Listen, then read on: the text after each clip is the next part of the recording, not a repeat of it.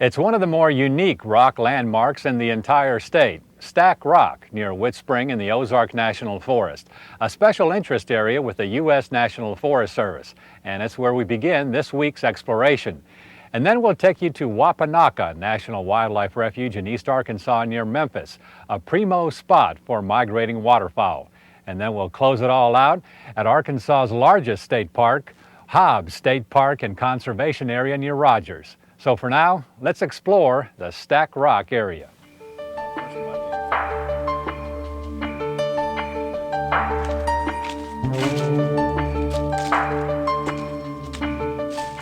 The Stack Rock area is actually west of Snowball and north of Witts Spring and the Richland Creek Wilderness area in the Ozark National Forest.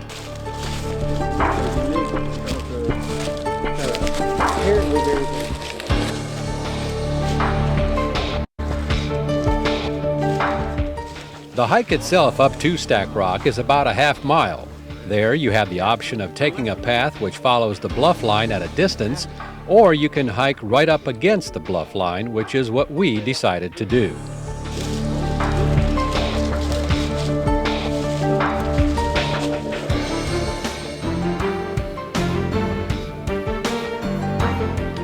By hiking right next to the bluff line, you'll experience Stack Rock the way it was meant to be experienced. Just you and the rock, and all the unique features that go with it.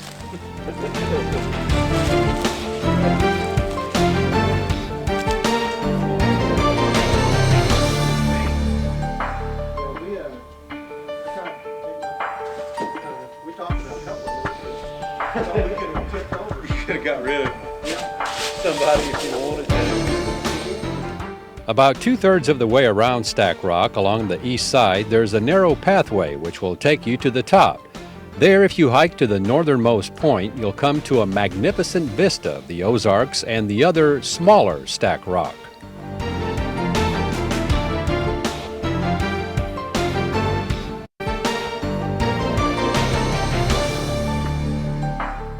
Stack Rock itself is a special interest area, and the special interest areas are identified from a geological, scenic, and other cultural features that are unique to the overall Ozark National Forest.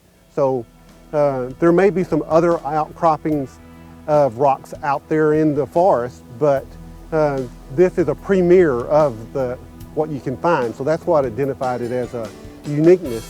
Another neat aspect of Stack Rock itself is it's 10 to 15 acres in size. And there is a water source, a perched water table or something that allowed it to be farmed on top of the rock bluff. So there's this outcropping of rock that sticks up about 80 feet to 25 to 80 feet up in the air, depending on where you are on the bluff line. And they actually row cropped this back in the early 1900s. We acquired the land back in 1942, and the records show that it was harvested. Timber was cut off of this back in the mid-30s, around 1935 to 1937. And the last homestead was down below on the east side of the rocks, and it was abandoned about 1927. And there was the crop that they grew up here was corn, and they actually raised the corn, and when they gathered it, there was a log chute or funnel that they would slide into a corn crib that was at the base of the bluff. And that was from the oral history that from the lady whose father who used to own the property years ago. And that's one of the uniqueness of the cultural features. We do have a little oral history on it. And there's also a grave up here? Yes, there is a grave. Edie D. Evanly is the name on the grave. And it's unknown of why, whether it's a favorite spot that looked over the valley or what. We have no clue at this point in time the history of her relationship to this area.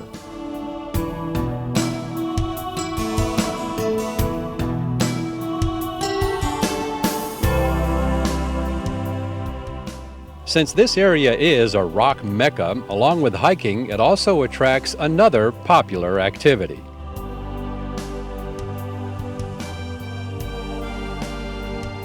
Along with the rocks themselves, they've attracted rock climbers to the general area. So it's a popular place for rock climbing and bouldering in the area. And it's the part of the attraction for the rock climbers is they can climb numerous routes all in one day and practice climbing a difficult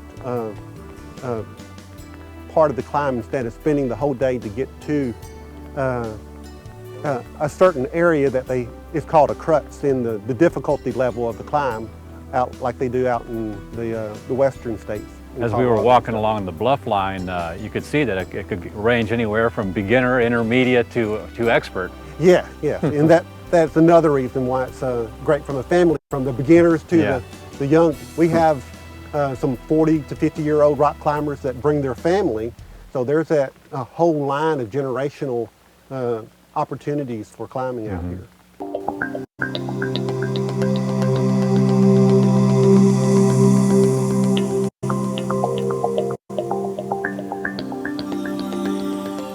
So whether it's scaling the rocks, taking pictures of them, or just walking along and enjoying what centuries upon centuries have formed, the Stack Rock area near Witts Spring in the Ozark National Forest is a unique area, a special one at that, and another gem that makes the natural state what it is.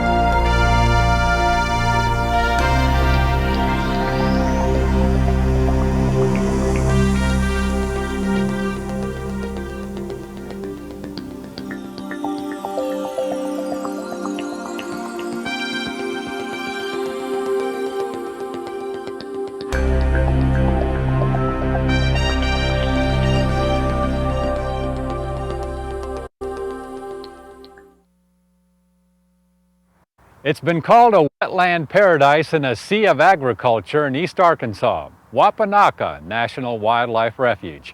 And the best way to explore it is by taking the 6-mile-long nature drive. Let's go check it out.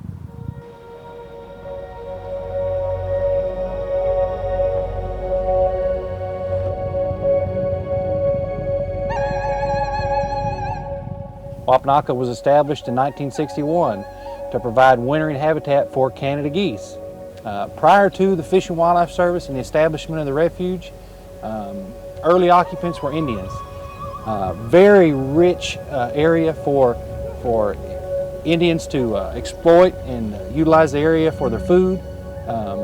Used to be connected to the Mississippi River. It was an oxbow of the river. Been cut off years and years ago. After the Indians left the sea, heavily utilized by prominent waterfowl enthusiasts, mostly from the Memphis area. They had established one of the oldest outing clubs for duck hunting in northeast Arkansas, or in Arkansas, period. Very rich waterfowl history. One of the most famous outdoor riders, Nash Buckingham, was a member of the club. They utilized the lake as they're hunting, had a club located adjacent to the area. As they got older, they really wanted to see the area protected because it was such an important feature of the landscape. Everything around Wapanocca has been cleared, and it's agriculture. So this is a very unique spot in a sea of agriculture for migratory birds to stop and spend their winter months. I guess you can find pretty much all sorts of birds out here. Yeah, waterfowl was the big ticket item, historically. But we've really, very important for spring migration of various warbler species that come through. Also important for wintering bald eagles as well as nesting bald eagles. We've got a pair of bald eagles that actively nest on the area as well.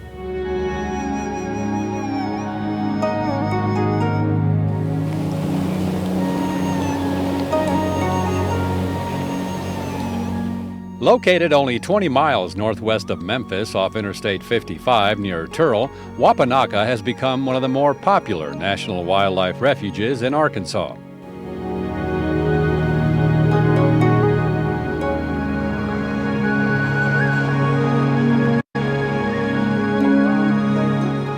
We get a lot of public use coming out of the metropolitan area. After all, this is a wild place, close to an urban environment, and so it gives people an opportunity to come out and see wild things, birds, various types of birds, and they come out, and a lot of them from just the car window can see all types of bird species. We've got a lot of people that enjoy nature photography, especially with digital cameras coming on board. A lot of new nature photographers out there. They come out and they love to see the birds that come through throughout the summer and winter months. Yeah, that's the thing with the driving tour. You don't have to get out of your vehicle. That's right. You can see and do as much as you want or as little as you want. If mobility is an issue, the auto tour is a fantastic opportunity to drive at your leisure, stop at points of interest. If you see something neat like a wading blue heron trying to eat a fish or get a frog, you can take a picture of that and then you can drive on. See American kestrels and red-tailed hawks in our young reforested areas searching for small mammals. You can see them soaring over those areas searching for food. You can stop, take a picture, view them with your binoculars, and drive on to the next point of interest. So it's very convenient for people to come out and see wildlife in the comfort of their vehicle. And if they want, they can stop. And if they feel like it, they can walk some of these areas and get a little closer to nature if the weather allows it.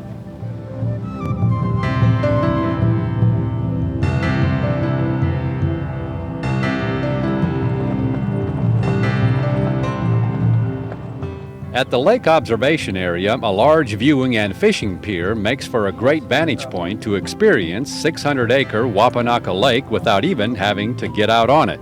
The lake is surrounded by a cypress willow swamp, and the bottomland hardwood forest that fans out from the lake is seasonally flooded, which provides for the excellent wintering waterfowl habitat. December and January are usually peak periods for viewing large numbers of waterfowl.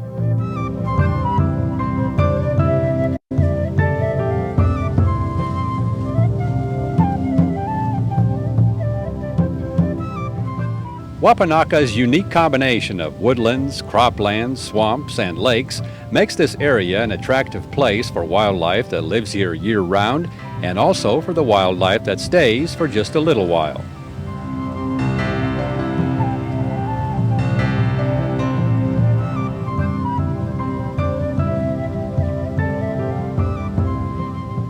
Wapanocca, along with the other more than 540 national wildlife refuges, do indeed contain a priceless gift, the heritage of a wild America that was and still is.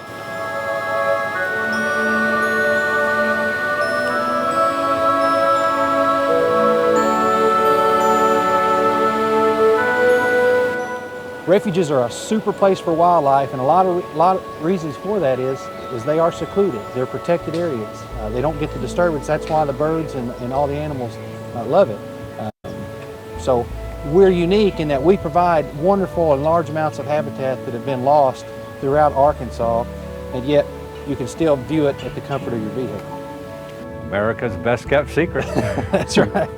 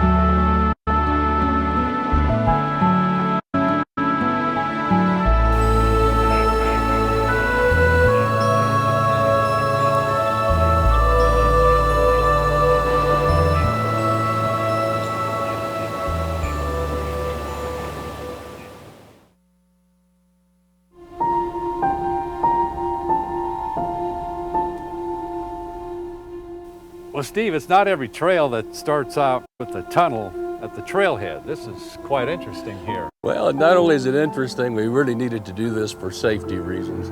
As you can hear, we've got traffic coming out of Highway 12. It gets pretty busy, and we needed a safe way to get kids and other folks across the road, or, well, not across the road, we're getting them under the road. So this is the safe way to do it.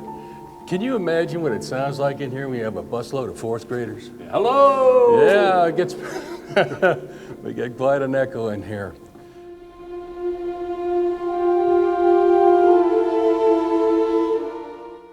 Now we're on the other side of the tunnel, and this is the hollow. This is where it all happened.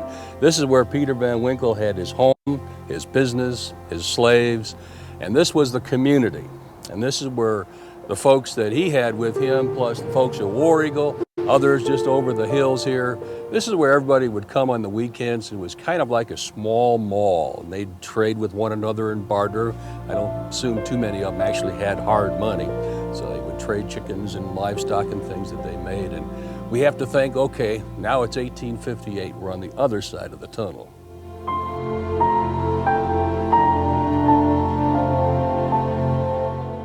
With nearly 12,000 acres, Hobbs State Park and Conservation Area, located along the southern shores of Beaver Lake east of Rogers, is Arkansas's largest state park.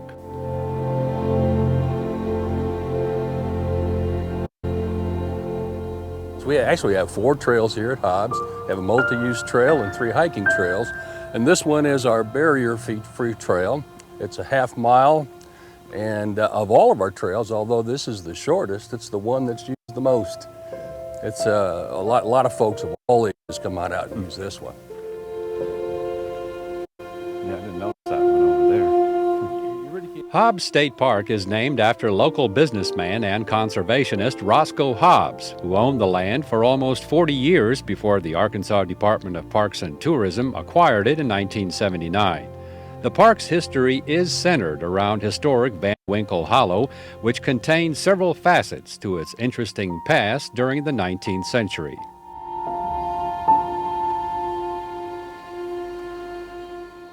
So this location was the old homestead. It sure was, and you have to remember, in 1858 was the original house, burned during the Civil War, and it was rebuilt and up and going in about 1870. 2-story structure. We're out in the middle of nowhere. You know, Rogers wasn't a city until 1881, and right here where these weeds are a little taller, this is kind of where the footprint of the building was.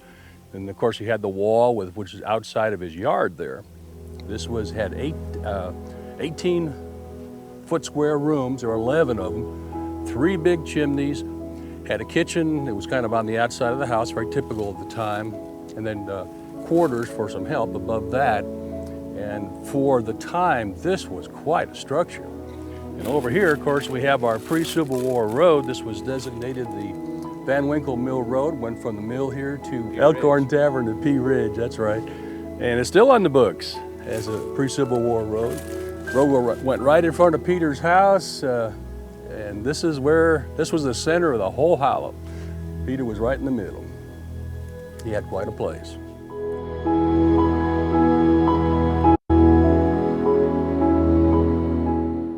Across from the house was a special antebellum garden.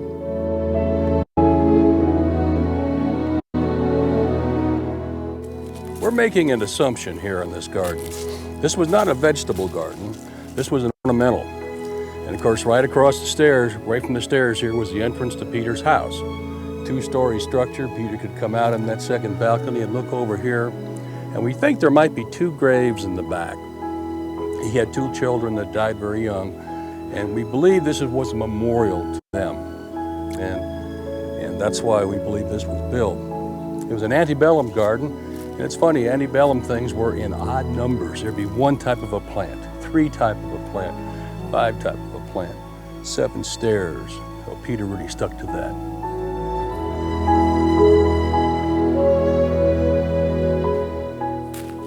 And this area, of course, Steve, was the sawmill location, which at that time was the largest, I understand, steam-powered sawmill in this area or in the state. This is where it all happened, was right here. Prior to the Civil War, it was not. But after the Civil War, when Peter built his mill was burned during the war. When he rebuilt it, and in the 1870s, you're exactly right. It was the largest sawmill in the entire state of Arkansas. The majority of the lumber that came out of this mill has built the Victorian type oaks you see in Fayetteville and Bentonville and Eureka Springs. Peter was always in the right place at the right time. And when Eureka Springs was just beginning, he set up his son in a lumber yard. And then Eureka grew from 0 to 12,000 in less than a year. Talk about being in the right place at the right time. But this is where it all happened. And look at the size of these bolts. He had a 150 horsepower steam engine sitting right in here. And here was this great big 10,000 pound flywheel right in here. Over here we had a 3-story structure. And he had everything, all the tools he needed to make everything you wanted for a house except that what was metal. Had a cistern right here. Of course, you've got Little Clifty Creek. Where I'm standing was a small steam engine. And it would pump the water out of the cistern over to the boilers. There were 3 boilers that were laying down on their sides right here. And he could fire up 1, 2, or 3, depending upon how many pieces of timber he had to cut up that day. But this is where it all happened. And ran this mill. Peter died in 1882, and his son-in-law ran the mill until 1890 when he ran out of marketable timber in the area, and they started bringing the timber from the south.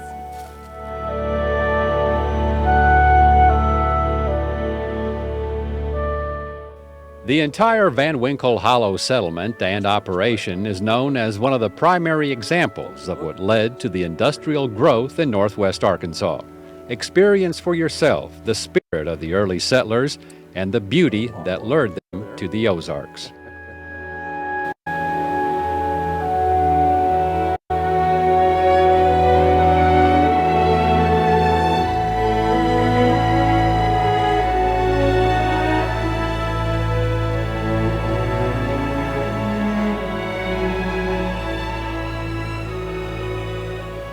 So explore for yourself Arkansas's largest state park, Hobbs State Park and Conservation Area near Rogers along the shores of Beaver Lake.